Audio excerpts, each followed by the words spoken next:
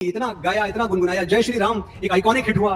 राम सिया राम बहुत बड़ा, मुझे लगता है पिछले 2 साल में उससे बड़ा कोई हिट गाना नहीं आया। हमारे सनातन के सीने पे पांव रख के गुजर जाए, बाल बांका नहीं कर सकते। मैं तो हर चीज क्या हूँ, मेरा वचन ही मेरा शासन है। जब तक तुम मेरे साथ हो मुझे मारने वाला कोई पैदा नहीं हुआ मामा। तुम बिन जिया जाए कैसे, कैसे जिया जाए तुम बिन। सदियों से लंबी है रातें, सदियों से लंबे हुए दिन। सिमट सका ना कभी जिंदगी का फैलाव, कहीं भी खत्म गमे आशिकी नहीं होता। निकल ही आती है कोई ना कोई गुंजाइश, किसी का प्यार कभी आखिरी नहीं होता। अरे राम जन्मभूमि पे मंदिर बनाने की क्या जरूरत है, वहां तो कोई अस्पताल खुलवा दो। मैं आप ही की भाषा में आपको जवाब देता हूं कि औरंगजेब की कब्र को हटाने की, तोड़ने की जरूरत क्या है। वहां शौचालय बनवा दो, स्वच्छ भारत मिशन पूरा हो जाए हमारा। मुझे जीवन का पहला बड़ा मंच 2017 में कानपुर में अमर उजाला ने दिया था। क्या बात है। Life comes to full circle. Life comes full circle. और मैं आज तक इस बात के लिए ऋणी हूं कि पहली बार जब मेरे सामने हजारों अच्छे सुनने वाले, हजारों प्रबुद्ध श्रोता और उनके बीच में मुझे कुछ बोलने का अवसर मिला, तो वो अमर उजाला के बगैर संभव नहीं था। अमर उजाला का दिल से, हृदय से आभार। अब देखिए, लखनऊ की बात हो गई है तो लखनऊ के अदब का जिक्र भी आएगा, लखनऊ की शायरी का जिक्र भी आएगा, लखनऊ के मिजाज का जिक्र भी आएगा। और बहुत सारी यंग ऑडियंस वहां ऊपर से नीचे तक जो हमारे साथ यहाँ बैठी है, इश्क मोहब्बत वाले गीत तो उन्होंने आपके बहुत सुने हैं, लेकिन आज लाइव सुनने का मौका है। लखनऊ को लेकर जो भी आपकी यादें हैं, कुछ चंद शब्दों में। लखनऊ यादें, लखनऊ भूलने की चीज ही नहीं है। क्या बात जो है। एक बार लखनऊ से गुजर गया वो लखनऊ नहीं भूल सकता। और मैं तो लखनऊ में रहा हूं। वो गीत गाती गोमती की लहरें भूल जाएं, क्या बात है। वो गीत गाती गोमती की लहरें भूल जाएं, कैसे अमीनाबाद की दोपहरें भूल जाएं। शामे अवध सा सुर्ख है अब भी लहू हमारा, हम अब भी लखनऊ के हैं और लखनऊ हमारा। लोगों को कैसे अपना बनाना है ये आपसे सीखना पड़ेगा। आज तो जिस अंदाज में ये मेरे अपने हैं, ये मेरे अपने हैं, और ये मेरे इतने अपने हैं कि पूरी दुनिया में शायद लखनऊ, अमेठी और उत्तर प्रदेश वालों के पास ये अधिकार है कि ये मेरी प्रशंसा तो करें ही, लेकिन ये मुझे डांट भी सकते हैं। ये हक और किसी को नहीं है, इनको है। क्या बात है लखनऊ, आज तो तारीफ पर तारीफ। हाँ, और किससे गोई। अभी आगे इंतजार कीजिए, बहुत कुछ और आने वाला है। लेकिन आपने कहा मुझे डांट तक सकते हैं। जी, मुझे डांट तक सकते हैं। हाँ? ये इनका अधिकार है। अब हालांकि मैंने सोचा था इस बात को मैं आगे लेकर आऊंगी, लेकिन अब यहीं से शुरुआत हो जाए। लाइफ की सबसे बड़ी कंट्रोवर्सी आदि पुरुष, सबसे बड़ी controversy. What is life after that. उसके बाद जिंदगी ने क्या क्या मोड़ लिए, कहां से गुजरी, क्या सिखाया, क्या सीखा, और क्या अब हमेशा साथ रहेगा। There is nothing called a bad experience in life. कोई तजुर्बा बुरा नहीं होता, हर तजुर्बा अच्छा होता है। आदि पुरुष एक गलती थी, आदि पुरुष एक भूल थी। एक ऐसी भूल जिसके लिए मुझे मेरे देश ने, मुझे भारतवर्ष ने, अवध की इस मिट्टी ने बहुत बड़ा दिल दिखाते हुए माफ कर दिया। अब आज अगर आप मुझसे पूछेंगे तो मुझे सिर्फ ये लगता है कि मैं क्या याद रखूं। मैं ये याद रखूं कि मुझ पे कितने पत्थर फेंके गए, या फिर मैं ये याद रखूं कि कैसे इतनी सारी गलतियों के बावजूद इन लोगों ने मुझे फिर से गले से लगा लिया, फिर से अपना लिया। तो अब तो बस यही याद है। और होता है शायद कि तेरी आंखों के दरिया का उतरना भी जरूरी था, मोहब्बत भी जरूरी थी, बिछड़ना भी जरूरी था। तो मेरे जीवन में शायद आदि पुरुष भी जरूरी थी, ताकि मैं सबकी कदर कर पाऊं, मैं सही और गलत समझ पाऊं, मैं ये समझ पाऊं दोस्त कौन है, दुश्मन कौन।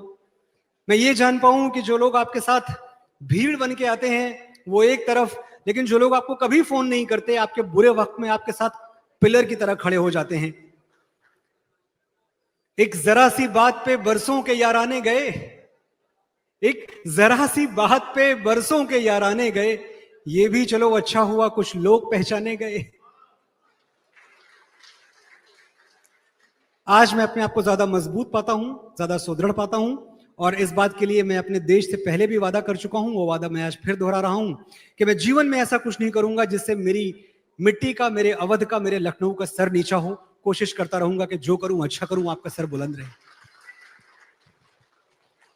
Actually it takes a lot of courage. बहुत मेहनत लगती है अपनी गलती को स्वीकार कर, उस पर सबक लेकर आगे बढ़ने की, और उसे एक सार्वजनिक मंच पर खुले दिल से सबके सामने कहने की, और वो भी इंटरव्यू की शुरुआत में। मुझे लगा था इस सिलसिले में आगे बढ़ेंगे तो फिर ये बातें भी आएंगी, लेकिन क्योंकि आपने जिक्र कर दिया कि मेरे अपने लोगों को मुझे डांटने का भी हक है, इससे बड़ा परिवार की फीलिंग और क्या होगी, मैं ये सोच रही हूँ। लेकिन हिम्मत लगती है। और जिस तरह अंदाज में आपने ये कहा कि कैसे लोगों की पहचान हुई, दोस्तों की पहचान हुई, अपने और परायों की पहचान हुई, लेकिन क्या कहीं पर कोई टीस इस बात की भी रह जाती है, बहुत से गीत और भी लिखे जा रहे थे, बहुत से गीत और भी लिखे जा रहे थे, इसी फिल्म के गीत चार्ट बस्टर में टॉप कर रहे थे, लेकिन शायद उस आलोचना के आगे प्रभु श्री राम पर जो गीत रचे गए, लिखे गए, उस शोर के नीचे वो दब गए। ये टीस है कहीं पर? हाँ, अब अगर मैं बोलूं कि ये दुख नहीं है मुझे, तो ये भी झूठ ही होगा, और लखनऊ से क्या झूठ बोलना। ये जो बनावटें हैं, जो तसन्नो है, जो दिखावा है, ये सब रखते हैं बाहर वालों के लिए। आपसे तो खुल के ही बात करूंगा। इसका दुख हमेशा रहा कि ठीक है, मैंने संवाद लिखे थे फिल्म के, वो खराब थे, और मैं फिर कह रहा हूं वो खराब थे, वो गलत थे, वो अशोभनीय थे। लेकिन साथ ही फिल्म के गीत थे जो आपने ही इतना गाया, इतना गुनगुनाया। जय श्री राम एक आइकॉनिक हिट हुआ। राम सिया राम बहुत बड़ा, मुझे लगता है पिछले 2 साल में उससे बड़ा कोई हिट गाना नहीं आया। उसके लिए अगर थोड़ा सा श्रेय मुझे मिल जाता, लोग कहते कि हाँ ये भी इसी ने लिखे हैं, तो अच्छा तो लगता। ऑन अ लाइटर नोट, लेकिन हनुमान जी वाला डायलॉग थोड़ा सा मतलब था तो सही, ऐसा जिसको सुनकर एक सेकंड के लिए कोई भी ठिठक जाएगा कि हनुमान जी ये कैसे बोल सकते हैं, उनको ऐसे बोलते हुए कैसे दिखाया जा सकता है। तैलम त्वम पितुः वस्त्रम त्वम पितुः अग्नयाम त्वम पितुः त्वम पितुः दाहयते। ये ठीक है? यही था हिंदी में। तेल तेरे बाप का, कपड़ा तेरे बाप का, आग तेरे बाप की, जलेगी भी तेरे बाप की। भाषा, यही बात मैं संस्कृत में कहूं तो उसमें कितना वजन है। यही बात मैंने बहुत ही पेडेस्ट्रियन लैंग्वेज में कही, तो मुझे लगता है बात कहने का जो लहजा था, उसको चुनने में, उसको सेलेक्ट करने में गलती हुई हमसे। तो बस इतनी सी बात है, क्या कहें और। इनफैक्ट इस पर एक बात मुझे छोटी सी याद आती है। महाकुंभ के दौरान जिस समय कवच चल रहा था, हाँ। एक दो यंग बच्चे थे जो कैमरा लेकर गए बाबा जी के सामने, तो उन्होंने चिमटा भी लगा दिया, उनको डांट के भगा दिया, और वो तस्वीरें, वो क्लिप्स बड़ी वायरल हुई। इस बात का मैं यहाँ पे जिक्र इसलिए कर रही हूँ क्योंकि आलोचना और ट्रोलिंग के बीच कई लोग ऐसे भी कहने वाले थे। फॉर एग्जाम्पल, मैं अगर अपनी मदर का उदाहरण दूं, मेरी मम्मी ने, मैंने उनको दिखाया, मैंने कहा मम्मी देखो ये हो रहा है, उन्होंने ये कहा कि ये साधु हैं, ये संत हैं, इनका चिमटा मारना भी एक आशीर्वाद है, इस बच्चे की जिंदगी बदलेगी आगे चलकर। तो कई बार वो डांट और आलोचना आपको किसी और रास्ते पर भी ले जाती है। Time will only tell, I think. बिल्कुल, मैं आपसे यही कह रहा हूं कि जो कुछ सीखा मैंने आदिपुरुष के बाद, वो अपने आप में बहुमूल्य है मुझे दुनिया में। अच्छा, आदिपुरुष मेरी 75वीं फिल्म थी, 75th फिल्म, पहली पिक्चर नहीं थी।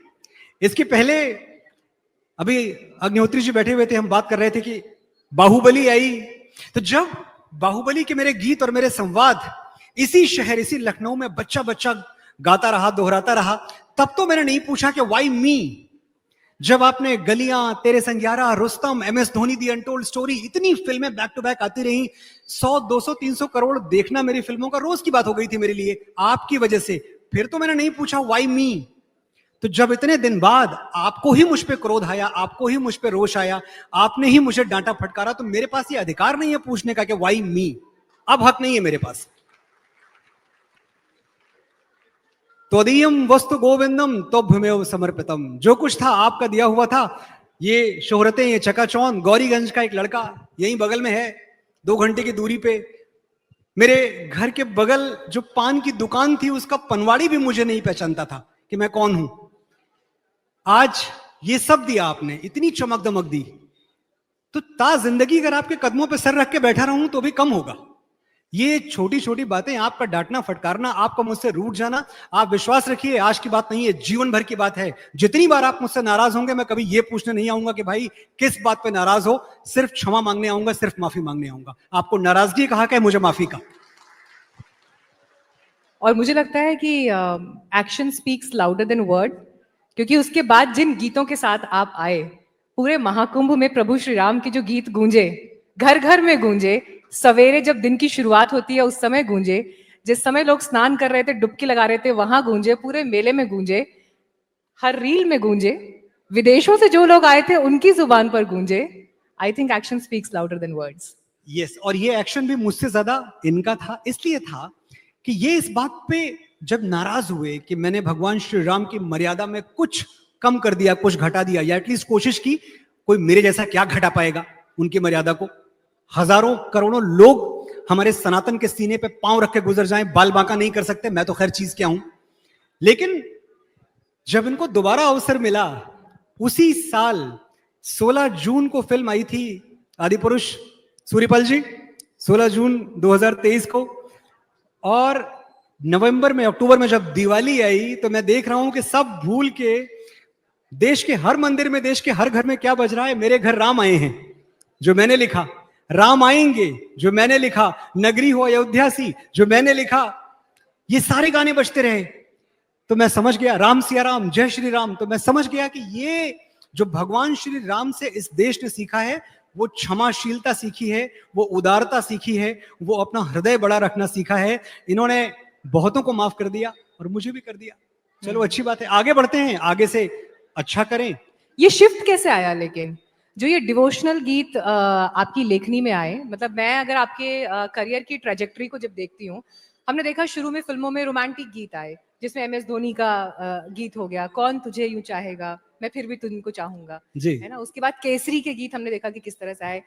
एंड ये शिफ्ट जहां पर हम देख रहे हैं, प्रभु श्री राम पर वो गीत आए, उसमें एक डिवोशनल, धर्म का, आस्था का, समर्पण का जो ये भाव है, ये शिफ्ट क्या कंट्रोवर्सी के बाद आपके भीतर फूटा, एक लेखक के रूप में, क्रिएटिव पर्सन के रूप में, या सोचा समझा स्टेप था? किसी का शेर था एक कि जीत ने अंधा कर दिया है तुझे, जीत ने अंधा कर दिया है तुझे, तुझको एक हार की जरूरत है. तो मुझे ये मानने में आज कोई संकोच नहीं है, इसलिए क्योंकि मैं अपनों के बीच हूं, कि हां, मैं अपनी रूट से थोड़ा सा तो अलग हो गया था. तो शायद मेरे लिए आदिपुरुष बहुत जरूरी थी. मुझे एक हार की जरूरत थी, ताकि मैं अपने राम की ओर, अपने अध्यात्म की ओर, अपनी जड़ों की ओर, अपने सनातन संस्कारों की ओर, अपने माता पिता की ओर वापस लौटूं, और मुझे समझ में आए कि असली क्या है और नकली क्या है. तो जब हर कोई मुश्किल में राम की शरण में जाता है, जब मैं मुश्किल में था तो मैं भी राम की शरण में गया. मैंने श्री राम पे गीत लिखने शुरू किए. उस वक्त मुझे कोई सब्जेक्ट इंस्पायर नहीं कर रहा था. उस वक्त दुनिया की कोई मोहब्बत मुझे खींच नहीं रही थी. उस वक्त 500 करोड़ और 1000 करोड़ वाली फिल्में जो मैं तब भी लिख रहा था, लेकिन उनमें मुझे मेरा सुख नहीं मिल रहा था. मुझे लग रहा था कि अब अगर मैं राम के ही चरणों में अपने शब्द पुष्प अर्पित कर पाऊं. यहीं के शायर थे वाली असी साहब, उन्होंने लिखा था कि कलाम करने की तौफीक जिसने दी हमको, जिसने बोलने की शक्ति दी है, कलाम करने की तौफीक जिसने दी हमको, हम उसके कदमों पे अपना कलाम रखते हैं. तो मुझे भगवान श्री राम ने वाणी की शक्ति दी थी, शब्द की शक्ति दी थी. मैंने अपना सब कुछ उन्हीं को समर्पित कर दिया कि अब मैं निरंतर राम के लिए लिखूंगा, अपने प्रभु के लिए लिखूंगा, अपने ईश्वर के लिए लिखूंगा. निरंतर इसलिए क्योंकि मैं तब से तो आज तक रुका ही नहीं. अगर आप देखें तो शायद मेरे सिवा आपको यह कहीं कोई ट्रेजेक्टरी नहीं मिलेगी कि आदिपुरुष तक मैं सिर्फ फिल्मों के गाने लिखता था और बड़ी बड़ी फिल्मों के गाने लिखता था. आदिपुरुष के बाद मैंने भजन लिखने शुरू किए, और 1100 रुपए में, कितने में? 1100 रुपए में, जब बड़ी बड़ी फिल्मों के प्रोड्यूसर्स लाखों और मैं कहूं तो करोड़ों के चेक्स लिए मेरे पास थे, उस वक्त मैंने कहा मैं 1100 रुपए में भजन लिखूंगा. वो 1100 रुपए इसलिए क्योंकि कॉन्ट्रैक्ट के लिए एक वैल्यू की जरूरत है. बिना आप 0 रुपीस का कॉन्ट्रैक्ट नहीं कर सकते. क्योंकि अगर अच्छा लिखने वाले, जिनको शायरी की समझ है, जिनको कविता की समझ है, अगर वो भजन नहीं लिखेंगे, अगर वो डिवोशनल गाने नहीं लिखेंगे, तो ये बात बड़ी कैसी होगी, ये बात दूर तक पहुंचेगी कैसे? तो मेरे सामने हमेशा 2 रास्ते थे कि अपनी लोकप्रियता को आप कैसे भुनाएं. अपनी लोकप्रियता को आप अपने निजी फायदे के लिए, निजी हित के लिए भी भुना सकते हैं, और एक बड़े कॉज के लिए, सनातन के लिए भी भुना सकते हैं. तो मैंने अपनी लोकप्रियता का फायदा अपने सनातन को और मजबूत करने के लिए उठाया, आज भी उठा रहा हूं. जय श्री राम, जय जय श्री राम. हर हर महादेव से अभी जय जय श्री राम यहाँ आज मंच में पूरा एकदम धार्मिक माहौल हो गया है, लेकिन खैर खूबसूरती इसी बात की है कि आपके संवाद के बीच में भी आपकी आस्था से जुड़े हुए विषय जब आते हैं और उसकी गहराई पर ले जाने वाले अगर सेशंस चल रहे हो तो सबके लिए वो एक बेहतर परिस्थिति है। लेकिन लिखने लेखन की जब बात हो रही है और बहुत सारे यंग बच्चे भी हैं यहाँ पे, मैं देख रही हूँ ऊपर जितने लोग भी बैठे हुए हैं, आपके ही सवाल जो है मैं पूछने वाली हूँ, तो आपके ध्यान के लिए गुजारिश कर रही हूँ, जरा इधर ध्यान दें। लेखन की जब बात आती है, लिखता क्यों है कोई? कहाँ से ये इंस्पिरेशन आती है कि ये मुझे अपने थॉट्स को गीत के स्वरूप में, शायरी में, कविता के रूप में लिखना है? लिखना कहाँ कब आकर जरूरी हो जाता है? एक बहुत बड़ी अमेरिकन पोएट थी, आप सबने उनको पढ़ा होगा, एमिली डिकिंसन। एमिली डिकिंसन ने कहीं लिखा है, poetry is nothing but a dictation by God. तो अगर गॉड डिक्टेशन दे दे तभी लिखो, वरना लिखो मत। अगर आपको लगता है कि मुझे लिख के कुछ साध लेना है, कुछ पा लेना है, कुछ हासिल कर लेना है, चकाचौंध, ग्लैमर, ये सब वजहें अगर आपके पास हैं, तो लिखने की इससे गलत कोई वजह नहीं हो सकती। लिखने की सिर्फ एक वजह होनी चाहिए कि आपके पास कुछ कहने को है, वो आपके अंदर उबल रहा है, आपसे रोका नहीं जा रहा, अब आपको लिखना है।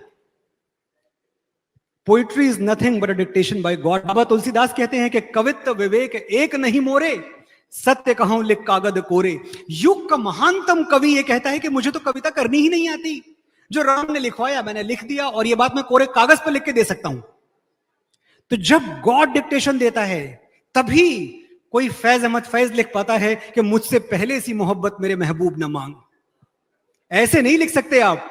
मैंने समझा था कि तू है तो दरख्शां है हयात, तेरा गम है तो गमे दहर का झगड़ा क्या है, तेरी सूरत से है आलम में बहारों को सबात, तेरी आंखों के सिवा दुनिया में रखा क्या है। क्या बात है। जब तक गॉड डिक्टेशन न दे, कोई साहिर बन के वैराग नहीं लिख सकता कि ये महलों, ये तख्तों, ये ताजों की दुनिया, ये इंसान के दुश्मन समाजों की दुनिया, ये दौलत के भूखे रवाजों की दुनिया, ये दुनिया अगर मिल भी जाए तो क्या है। अगर गॉड डिक्टेशन न दे तो कोई नरोत्तम दास ये नहीं लिख सकता कि मेरे हिये हरि के पद पंकज बार हजार ल देख परीक्षा, औरन को धन चाहिए बावरी, ब्राह्मण को धन केवल भिक्षा। अगर गॉड डिक्टेशन न दे, अगर परमात्मा आपका हाथ पकड़ के आपसे ना लिखवाए, तो कोई शेक्सपियर नहीं लिख सकता टू बी और not to be, that is the question. और जब वो डिवाइन ब्लेसिंग होती है तो वही मनोज मुंतशिर शुक्ला लिखते हैं, मेरा वचन ही है मेरा शासन। मेरा वचन ही मेरा शासन है, जब तक तुम मेरे साथ हो मुझे मारने वाला कोई पैदा नहीं हुआ मामा। औरत पर हाथ डालने वाले की उंगलियां नहीं काटते, काटते हैं उसका गला। शायद ये सब ईश्वर का लिखवाया हुआ है, तभी लिख पाया। लेखन की आपकी यात्रा जब शुरू हुई और आज जब पीछे आप पलट कर देखते हैं, मैं अगर हिंदी सिनेमा स्पेसिफिक बात भी करूं, बीते 60 से 70 सालों में जो लिखा गया, रचा गया, स्पेसिफिकली गीत जिस तरह से लिखे गए, आप अपने आप को किस परंपरा के गीतों में सबसे ज्यादा जुड़ा हुआ पाते हैं? देखिए, फिल्मी गीत हैं क्या। जब मैं 18 मार्च 1999, फिर से तारीख बता रहा हूं मैं ताकि आपके दिमाग में उतर जाए, 18 मार्च 1999 वो तारीख थी जब मैंने यहीं चारबाग स्टेशन से पुष्पक एक्सप्रेस 362 रुपए का टिकट खरीद के पकड़ी थी, गौरीगंज से यहां आया और यहां से मुंबई जाने के लिए। उस वक्त इतनी सी क्लैरिटी मेरे दिमाग में थी कि मेरे लिए फिल्मी गीतों का मतलब सिर्फ इतना था कि साहित्य और लोकप्रियता, इसके बीच क्या कोई स्वीट स्पॉट हो सकता है, क्या कोई ऐसी जगह है जहां लिटरेचर आके आम आदमी से मिल जाए। तो मुझे वो जो कॉन्फ्लुएंस है, वो जो संगम है, वो फिल्मी गीतों में दिखाई दिया। फिल्मी गीतों के पास ये पावर हमेशा से रहा है कि बड़ी से बड़ी बातें, बड़े से बड़ा लिटरेचर ऐसे बच्चों की जबान में बोल दिया करते थे। एक एग्जाम्पल मैं आपको दूं, मुझे अचानक बात करते करते याद आ रहा है, आप में से सबने, मैं तो लखनऊ में बैठा हूं, दीवाने गालिब पढ़ा है। दीवाने गालिब के पहले पन्ने पे जो पहली नज्म है, नक्श फरियादी है जिसकी शोखिए तहरीर का, कागजी है पैरहन जिस पे करे तस्वीर का, कावे कावे सख्त जानी हाय तन्हाई न पूछ, सुबह करना शाम का लाना है जुए शीर का। ये कोई नहीं समझता है। इसी बात को एक फिल्मों का गीतकार लिखता है, तुम बिन जिया जाए कैसे, कैसे जिया जाए तुम बिन। ये एग्जैक्टली वही बात है। कावे कावे सख्त जानी हाय तन्हाई न पूछ, यानी लम्हा लम्हा एक एक पल तन्हाई की वजह से, तेरी जुदाई की वजह से मेरे दिल पे जो गुजर रही है उसका हाल मत पूछ मेरे महबूब। सुबह करना शाम का, लाना है जुए शीर का। सुबह से शाम करने में इतनी मुश्किल होती है जैसे पहाड़ों का सीना चीर के दूध की नदी बहानी पड़े, इतनी मुश्किल। हमारे फिल्मों का गीतकार क्या कहता है, तुम बिन जिया जाए कैसे, कैसे जिया जाए तुम बिन, सदियों से लंबी है रातें, सदियों से लंबे हुए दिन। बात तो वही है। और जब मैं कभी कभी देखता हूं कि साहित्य की सभा में फिल्मी गीतकारों को और फिल्मी गीतों को बाहर खड़ा कर दिया जाता है कि इसको तो बाहर रखो, ये तो फिल्मों वाला है। मैंने देखा है, कई बार देखा हुआ है जी, बहुत बार ऐसा हुआ है कि ये तो फिल्मों वाला है, इसको तो यहां आने भी मत दो। आपके साथ हुआ? अब मैं बताऊंगा तो बहुत सारे नाम लेने पड़ जाएंगे, इसलिए मैं इसको पास कर रहा हूं। खुलकर बोलने के लिए जाने जाते हैं। बिल्कुल हुआ है, बिल्कुल हुआ है। और ये हमारे बड़े जिनसे हम सीखते हैं, क्या दुनिया में कोई फिल्मी गीतकार किसी अज्ञेय के विरुद्ध खड़ा है, किसी निराला के विरुद्ध खड़ा है, किसी रामधारी सिंह दिनकर के विरुद्ध खड़े हैं? हमारे बड़े, हमारे बुजुर्ग, हमारे पूर्वज इन्हीं से तो सीखते हैं हम। लेकिन इनकी बातों को अपने तरीके से सार गर्भित करके लोकप्रियता कुछ मिला के जोड़ के कहने की कोशिश करते हैं ताकि रीच बड़ा हो, ताकि बात दूर तक पहुंचे। लेकिन अक्सर ऐसा होता है कि जो साहित्य के ठेकेदार हैं वो हमें इस बात का श्रेय नहीं देते कि इस आदमी ने बड़ी बड़ी बातें छोटी जबान में कही हैं। जो नजीर अकबर आबादी के साथ हुआ, जो बाबा तुलसीदास के साथ हुआ, जो नरोत्तम दास के साथ हुआ, वो मेरे जैसे मामूली आदमी के साथ भी होता है। मैं तो बहुत छोटा हूं, मैं इन लोग के साथ कहां नाम ले रहा हूं अपना, पर होता तो यही है। और मैं आपको एक बताऊं ऑन अ कॉमिकल नोट, मैंने सुना है कि एक बहुत बड़े प्रोड्यूसर थे फिल्मों के, एक बार उनके मन में यह बात आई कि यार ये जो फिल्मों के गीतकार हैं ये बड़ा बेसिक, बड़ा सतही लिखते हैं, दीवाना मस्ताना परवाना टाइप, मजा नहीं आता। मैं अपनी फिल्म के गाने किसी बहुत बड़े साहित्यकार से लिखवाऊंगा। तो वो जा पहुंचे काका हाथरसी के पास। अच्छा। और काका हाथरसी मतलब लेजेंड ऑफ द लेजेंड्स, कौन उनसे बड़ा हो सकता है। बोले काका मेरी फिल्म में एक सिचुएशन है कि एक जो हीरोइन है हमारी, उसका ब्रेकअप हो गया है, वो बिछड़ गई है अपने महबूब से, वो अपने घर के छज्जे पे बैठी हुई है, उसके मुख पे चिंता के विषाद की लकीरें हैं और लग रहा है कि वो अपनी जान दे देगी। वो इतनी दुखी है, इतनी उदास है। बैकग्राउंड में गाना बज रहा है, काका कुछ लिख दो। काका ने क्या लिखा, गोरी बैठी छत पर कूदन को तैयार।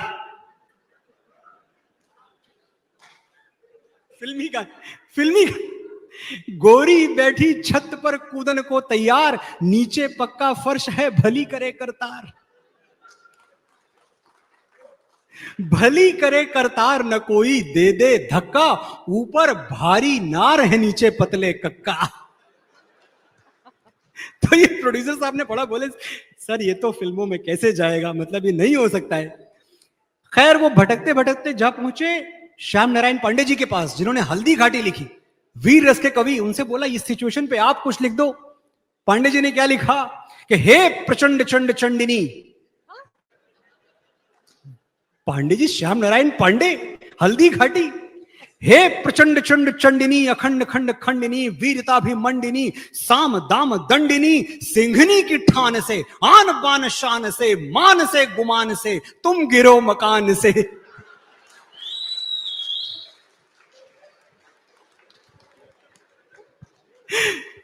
तुम डगर डगर गिरो, तुम नगर नगर गिरो, तुम गिरो अगर गिरो, शत्रु पर मगर गिरो।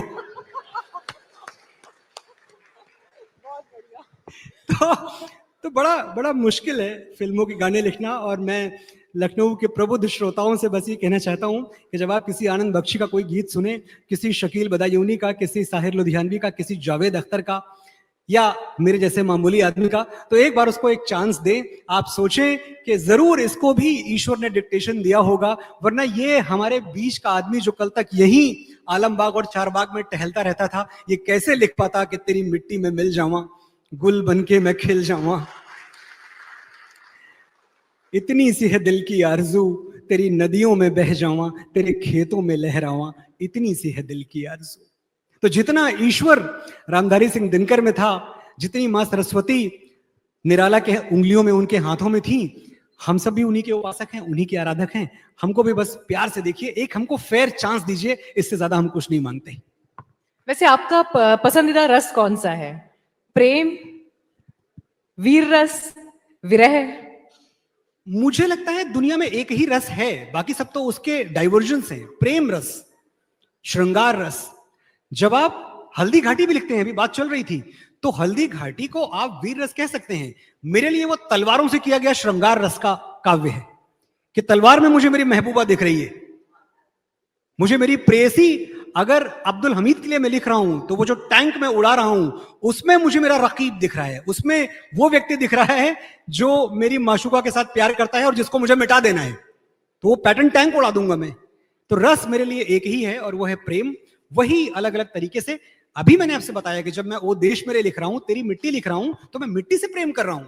बिना प्रेम के आप गीत लिख सकते हैं, सवाल ही पैदा नहीं होता। भगवान बुद्ध के पास कोई गया था ये कहने कि मुझे अपने सन्यासियों में शामिल कर लीजिए। भगवान बुद्ध ने एक प्रश्न किया था, क्या तुमने जीवन में कभी प्रेम किया है? उसने कहा नहीं, प्रेम रेम जैसी फालतू चीजों में नहीं पड़ता मैं। भंते कहां, मैं तो बस अध्यात्म की तरफ जाना चाहता हूं, मुझे वो सत्ता पानी है, अंतिम सत्ता। भगवान बुद्ध ने कहा जाओ पहले प्रेम करके आओ, जब तुम प्रेम कर लोगे तो मैं समझूंगा कि तुम इस लायक हुए कि अब तुमसे अध्यात्म की बात की जा सके। उसके पहले तो तुमसे बात ही नहीं की जा सकती। क्या बात है, बहुत खूब, बहुत खूब। अलग अलग गीत जो आपके हैं, आपका फेवरेट कौन सा है? मैं मतलब ये सवाल अक्सर आपसे पूछा जाता होगा, आई एम श्योर। वैसे मुझे मालूम है क्योंकि पहले आपका इंटरव्यू कर चुकी हूँ एक बार, लेकिन फिर भी लेटेस्ट कोई चेंज हुआ, बदला? नहीं, मैं समझता हूं कि अब जीवन भर एक ही गीत है जो मेरी नियति लिखता रहेगा। मैंने बहुत पहले कहीं पढ़ा था कि केएल सहगल साहब, केएल सहगल, कुंदन लाल सहगल, एक तो लखनऊ ने क्या क्या दिया है दुनिया को, मतलब हद है। आप नाम गिनाने लग जाओ, 2-4 शो ऐसे खत्म हो जाएंगे, सिर्फ नाम खत्म नहीं होंगे। मैं कितनी भी कोशिश कर लूं ये किस्सा रह जाएगा आधा, किस किस के मैं नाम गिनाऊं, सांसें कम हैं लोग ज्यादा। क्या बात है, बहुत बढ़िया। कुंदन लाल सहगल जी ने अपनी विल में लिखा था, जो उनकी वसीयत थी उसमें लिखा था कि जब मैं इस दुनिया से जाऊं तो मेरे सिरहाने मेरा एक ही गीत बजाना, जब दिल ही टूट गया तो हम जी के क्या करेंगे। तो जब मैंने ये पढ़ा कहीं तो मुझे लगा ऐसा कैसे हो सकता है कि कोई अपने एक गीत में इतना इन्वेस्टेड हो जाए कि वो ये लिखे कि जब मैं दुनिया से जाऊं तो ये गीत मेरे सिरहाने बजाना। और भी तो गीत उन्होंने गाए हैं, गम दिए मुस्तकिल कितना नाजुक है दिल ये न जाना, हाय हाय ये जालिम जमाना, क्या क्या गाने गाए हैं। उस वक्त मैं समझ नहीं पाया। ये बात मैंने तब समझी जब मैंने तेरी मिट्टी लिखा। तेरी मिट्टी लिखने के बाद जब मैं पहली बार उसके रिकॉर्डिंग से गाना रिलीज होने के बाद मैं सुन रहा था, मैंने आके उस दिन फेसबुक पोस्ट की कि जब मैं इस दुनिया से जाऊं तो मेरे सिरहाने मेरा कोई गीत नहीं बजाना, सिर्फ ये एक गीत बजाना। क्या बात है। जिस मिट्टी से जन्मा उसी मिट्टी में मिल जाऊं, इससे बड़ी ख्वाहिश इंसान की और क्या हो सकती है। जिया जब तक मैं सूरज बन के चमका आसमानों में।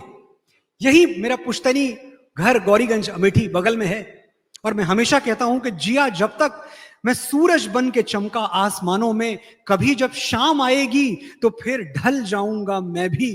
कई घर बदले जीते जी मगर घर आखिरी तय है, जहां पुरखे जले मेरे वहीं जल जाऊंगा मैं भी। बहुत खूब। तो लौट के तो यही आना है। जो ये करुणा और समर्पण का भाव है, जो कंपैशन इनमें, इन गीतों में, इन शब्दों में दिखाई देती है। आपने कहा आपका प्रिय रस, प्रेम, श्रृंगार यही है। आज की तारीख में थोड़ा सा न्यूज़ पर इसलिए भी आऊंगी क्योंकि हम देख रहे हैं खबरों में, अचानक आपसे बात करते करते ये सवाल मुझे ध्यान आया। इंसिडेंट्स दिखाई दे रहे हैं जहां पर शादी नहीं चल पाई तो इसने उसको मार दिया, प्रेम नहीं चल पाया तो एकदम हिंसा हो गई, और ये घटनाएं अभी डेटली बहुत बढ़ी हैं इस तरह से। आज के दौर में, आज की पीढ़ी में प्रेम को लेकर क्या मिसिंग है जो वो समझ नहीं रहे हैं? जिससे प्यार करते हो उसे मार कैसे देते हो? प्रेम की बहुत छोटी सी परिभाषा है मेरे लिए, सबकी अपनी अलग होती है। ऐसा नहीं कि जो मेरी परिभाषा है वो आप भी माने, लेकिन मैंने 50 साल की मेरी उम्र हो गई और कई बार प्रेम किया। कई बार एक ही इंसान से? नहीं, अब ये सब झूठ यहां क्या बोलने। पिघले हैं बदन कितने ही आगोश में आके,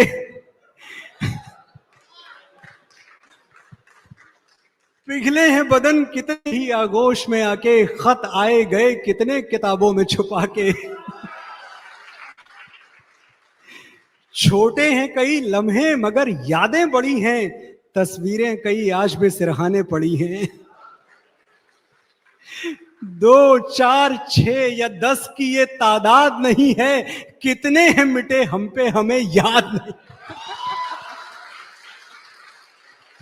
सारी तस्वीर वालियां इस वक्त देख रही होंगी, I am sure, may be live भी देख रही होंगी शायद। देखिए, अगर आप किसी से ये कहते हैं कि तुम मेरी पहली मोहब्बत हो, तो आप सच बोल रहे हैं, इसको सच मान लेना चाहिए कि तुम मेरी पहली मोहब्बत हो।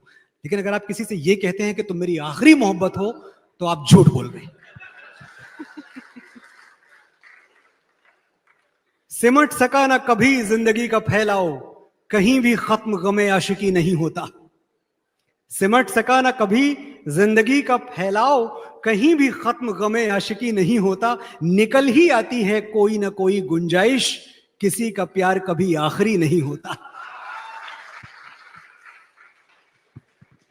What is the right way to propose? वैसे मैंने सोचा नहीं था पूछूंगी, लेकिन अब इतनी तालियां आ रही हैं तो चलिए थोड़ा सा तहजीब में प्रपोज करने का तरीका क्या होना चाहिए, हमारी यंग ऑडियंस को बता दीजिए। The right way to propose is let your actions speak and let her propose you. वैसे मैं तो लड़कियों के लिए भी पूछ रही थी। अगर तुमने किसी के दिल में अपने प्यार का एहसास जगा दिया, अपनी खामोशी से, अपनी साइलेंस से, एक टच से, एक लम्ब से, तो वो तुम्हें प्रपोज करेगी। भाई, तुम्हें करने की जरूरत क्या है? Take a back seat, let her choose you.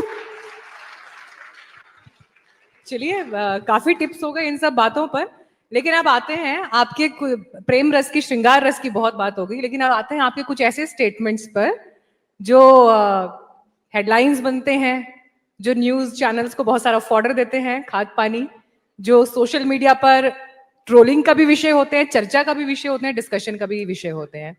आप कहते हैं औरंगजेब की कब्र पर टॉयलेट बनवा दो।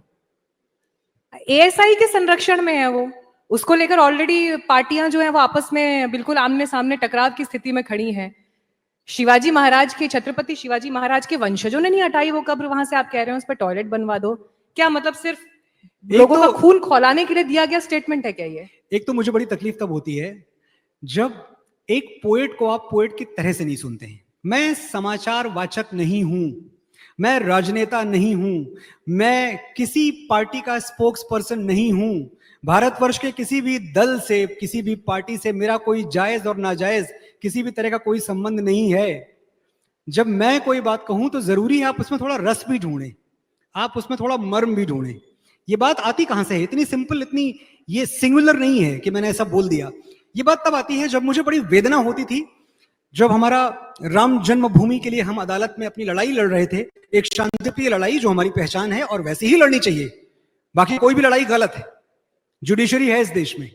जब हम वहां रोज जा रहे थे, अपना सारा हमने समर्पण इस बात पे लगा दिया था कि हम न्यायपालिका को ये सिद्ध कर पाए कि यहां हमारे रामलला पैदा हुए थे। तो उस वक्त चारों तरफ से स्टेटमेंट्स, लिबरल्स के स्टेटमेंट्स, कुछ खास वर्ग से स्टेटमेंट्स आया करते थे कि अरे राम जन्मभूमि पे मंदिर बनाने की क्या जरूरत है, वहां तो कोई अस्पताल खुलवा दो, वहां तो कोई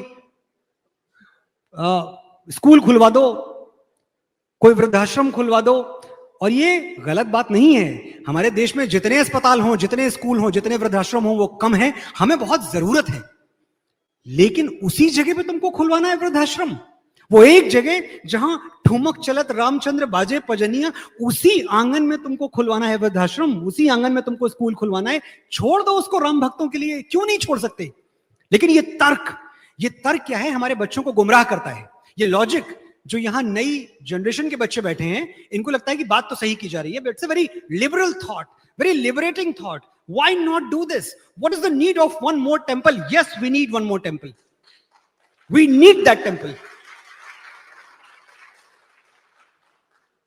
तो मैं तो औरंगजेब की कब्र को बचा रहा हूं। जब लोग तोड़ने की बात कर रहे हैं तो मैंने कहा हाँ भाई, आप ही ने थोड़े दिनों पहले ये कहा था, मैं आप ही की भाषा में आपको ये जवाब देता हूं कि औरंगजेब की कब्र को हटाने की, तोड़ने की जरूरत क्या है? वहां शौचालय बनवा दो, स्वच्छ भारत मिशन पूरा हो जाए हमारा।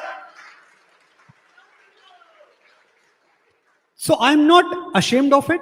I still maintain कि कुछ चीजें हैं जो सैक्रोसैंक्ट हैं, उनको छोड़ देते हैं। आप श्री राम का अधिकार, आप हमारे कृष्ण की जन्मभूमि, आप हमारे बांके बिहारी का मंदिर, ये सब रहने दो। ये हमारी सांस्कृतिक सामूहिक चेतना है। Don't rob us of this, ये हम देंगे नहीं। लेकिन इसी का तस्वीर का दूसरा पहलू ये है, ठीक है, आपके अपने तर्क, अपने ओपिनियन है, लेकिन इसी तस्वीर का दूसरा पहलू ये है, नफरत का जो व्यापार चल रहा है सोशल मीडिया पर, उसका जो रिजल्ट जमीन पर दिखाई दे रहा है। बयान देने वाले बयान देकर निकल जाते हैं, मरने वाले आम लोग होते हैं। अभी दिल्ली के सीलमपुर की एक घटना है, आज ही आई है, अखबार में छपी है और उस पर काफी रिपोर्टिंग भी हो रही है, जहां पर एक 17 साल के युवक को मार दिया गया। उसके परिवार का कहना है कि मुस्लिम समुदाय से आए हुए 4-5 जो लड़के हैं, उन्होंने आपसी रंजिश में मार दिया। अब सवाल यहाँ पर ये उठता है, हम एक घटना यहाँ दिल्ली में देख रहे हैं, अब उस पर दिन भर राजनीति चलेगी। महाराष्ट्र का औरंगजेब का विवाद, 300 साल पुरानी कब्र, हम 300 साल पुराने मामले पर आज डिस्कशन कर रहे हैं। दुनिया सुनीता विलियम्स के स्पेस से लौटने की बात कर रही है, लेकिन हम औरंगजेब की कब्र, जिसका कोई मतलब नहीं है, कौन जाता है वहां, कोई नहीं जाता, लेकिन हम इस पर बात कर रहे हैं आज की तारीख में। और इन नफरती बयानों की वजह से जमीन पर जो सौहार्द बिगड़ रहा है, उसकी एक तस्वीर ये है। उर्दू भाषा को लोग पाकिस्तान की भाषा मान लेते हैं। सोचिए, कोर्ट को कहना पड़ता है, ये कोर्ट को कहना पड़ता है कि एक कम्युनिटी की भाषा हो सकती है, कुछ लोगों के बीच बोली जाती है, लेकिन एक धर्म की भाषा है, ये आप कैसे कह सकते हैं? अरे, उर्दू पाकिस्तान की भाषा है। मुझे आप एक बात बताइए, ये आप, सुरेश भाई नमस्कार, कैसे हैं? I am good, thank you. Urdu Pakistan की भाषा है, ये जब स्टेटमेंट आता है तो मुझे इस बात पे बड़ी शर्मिंदगी होती है कि हमारे ही लोगों से आता है, हमारे भारतवर्ष से आता है। पाकिस्तान उर्दू पे अपना हक जमाता है, उनकी राजभाषा है, उनकी राष्ट्रभाषा है, फाइन, लेकिन पाकिस्तान तो कश्मीर पे भी अपना हक जमाता है। क्या तुम कश्मीर पे पाकिस्तान का हक मान लेते हो? अगर तुम कश्मीर पे पाकिस्तान का हक नहीं मानते तो तुम उर्दू पे उनका हक क्यों मानते हो? तो बड़े बड़े नेता मंत्री क्यों कह देते हैं उर्दू बोलने वालों को कि पाकिस्तान चले जाओ? Why it is like that? ये नेताओं को आप ले आइए, ये मैं दावे से कह सकता हूं कि 3 लाइनें बिना उर्दू का कोई शब्द शामिल किए बोल नहीं सकते। मैंने बोला अभी 3 लाइनें उर्दू का शब्द शामिल, सुनो आप, 3 हिंदी हो गया, लाइन इंग्लिश हो गया, शब्द हिंदी हो गया, शामिल उर्दू हो गया। ये purity of the language is a Woakes. भाषा का काम संप्रेषणीयता है, मेरी बात आप तक पहुंचाना है, आपकी बात मुझ तक आना है। अगर आप भाषा की प्योरिटी में जाएंगे, शुद्ध हिंदी में चाय नहीं मांग सकते आप। चाय कैसे मांगेंगे आप? एक मृत्तिका पात्र में दुग्ध शर्करा युक्त ऊष्म पेय प्रदान किया जाए। रियली? अगर आप बड़े उर्दू वाले हैं तो आप उर्दू में कॉफी चाय नहीं मांग सकते। क्या मांगोगे आप चाय उर्दू में? एक लबरेज़े तपिश प्यालाए बरगे बर्तानिया पेश किया जाए। अरे भाई, चाय पियो, खुश रहो। भाषा का काम कम्युनिकेशन है। और मंच पर आप प्रेम की बात करते हैं, मंच पर आप श्रृंगार रस की बात करते हैं, लेकिन खुद आप किसी को नफरती चिंटू लिख देते हैं। और जिनको लिखते हैं वो भी आप ही की तरह मंच के कवि हैं, वो भी प्रभु श्री राम के कथावाचक हैं, उनकी कथाओं को देश भर में फैला रहे हैं। नहीं, प्रभु श्री राम का कथावाचक होने का मतलब ये नहीं है कि आप राम नाम लेते हुए कुछ गलत नहीं कर सकते। और दूसरी बात, मैंने एक बहुत विशेष संदर्भ में ये बात कही थी, वो संदर्भ मुझे छुपाना भी नहीं है, मैं अभी भी कह सकता हूं। ये लोग हमारे बड़े भाई की बात कर रहे हैं, समझ रहे हैं आप किसकी बात हो रही है? जी जी जी जी, इस देश के बहुत बड़े कवि, बहुत बड़े वक्ता, हम सब उनसे बहुत कुछ सीखते हैं। और वो श्री राम पे जो शो करते हैं वो अद्भुत करते हैं, अद्भुत। मुझे लगता नहीं कि भगवान श्री राम पे उनसे अच्छा मैं कुछ देखता या सुनता हूं जो वो बोलते हैं। आपने देखा? सच है, बिल्कुल देखा है मैंने, सीखने के लिए देखता हूं। लेकिन ये भी सच है कि आप just playing to the gallery, कुछ लोगों को खुश करने के लिए, कुछ लोगों की तालियां बटोरने के लिए, आप एक बच्चे को यह नहीं कह सकते हो कि अगर इसको तुम हीरो बनाने आओगे तो हम इसको खलनायक तक नहीं बनने देंगे। तुम्हें प्रॉब्लम है सैफ अली खान से, होनी चाहिए, वो पब्लिक प्रॉपर्टी है, अच्छा बोले बुरा बोले, बिल्कुल आप उस पर तैमूर से बच्चे से प्रॉब्लम, बच्चे से क्या प्रॉब्लम है तुमको? तो जो तैमूर के बारे में, एक बच्चे के बारे में, वो बच्चा मेरा हो, वो बच्चा आपका हो, अगर आप एक बच्चे को राजनीति का विषय बनाओगे तो ये आपकी छोटी सोच है, ये आपकी छिछली सोच है। इसमें मुझे कोई श्री राम का दर्शन नजर नहीं आता है। चलिए, आपने एक बड़ा खुलकर इस पर अपने विचार किसी को ये कहना है कि अपने घर का नाम आप रामायण रखोगे, आपकी बेटी को कोई और लेके चला जाएगा? आप किसी की अंदरूनी जिंदगी में इस हद तक दाखिल हो रहे हो?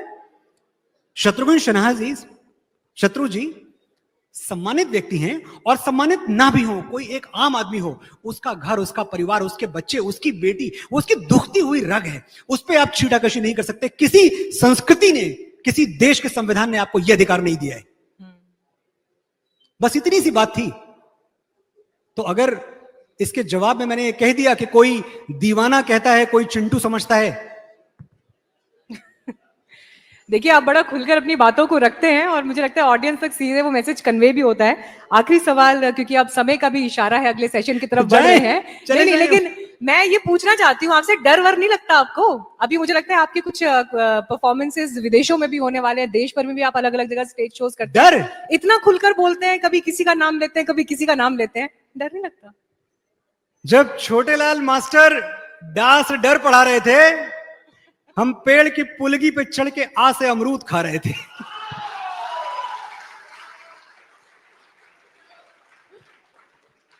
मतलब फुल स्टॉप, इतने बड़े फुल स्टॉप। मुझे अवध की मिट्टी ने डरना, दबना, झुकना थोड़ी सिखाया है, विनम्रता सिखाई है, आजीजी सिखाई है। डरना वरना नहीं सीखा हमने, और कभी डरेंगे भी नहीं। चलिए, बहुत खूब, आपको बहुत शुभकामनाएं, और इसी के साथ ये कारवां सिलसिला आगे बढ़ता रहे। Thank आपकी you. कलम से और अच्छे अच्छे गीत और डायलॉग्स हमें मिलते रहे। मेरी थैंक यू। जय श्री राम, जय जय श्री राम। बहुत बहुत आभार आप सबको।